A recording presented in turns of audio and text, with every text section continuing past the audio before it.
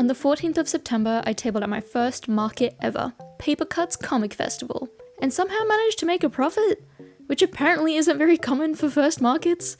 So let's go over all that, shall we?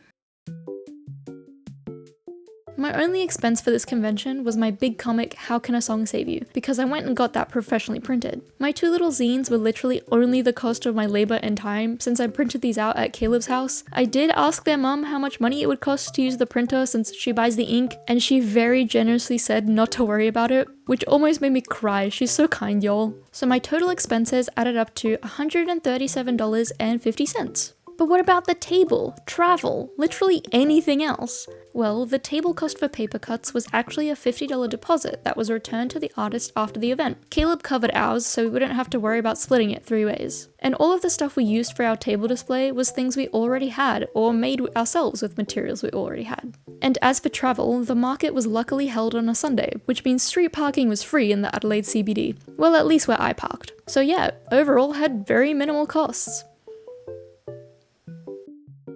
So how much money did I actually make? Well, individually, I sold 9 zines and 5 comics, but we also had a little studio bundle deal that we sold 7 times, and I got 127 monies from that. A lot of people also tipped us for some silly doodles, and I got $7 from those. So in total, I made 229 Australian dollaroos, making my profit $91.50, which, yeah, it's not gonna pay rent or anything, but for my very first market, I think that's pretty dang good.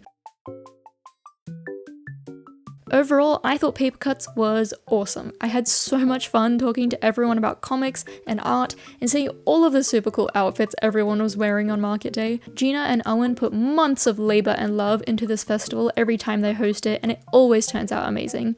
Building that community space specifically for comics and sequential storytelling is so valuable, and I'm super grateful to have been part of Paper Cuts 2025. Hopefully I get to be part of the next one with even more comics and zines, maybe even some silly stickers. Well, that's my Paper Cuts 2025 wrapped. Thanks for watching, y'all. Bye!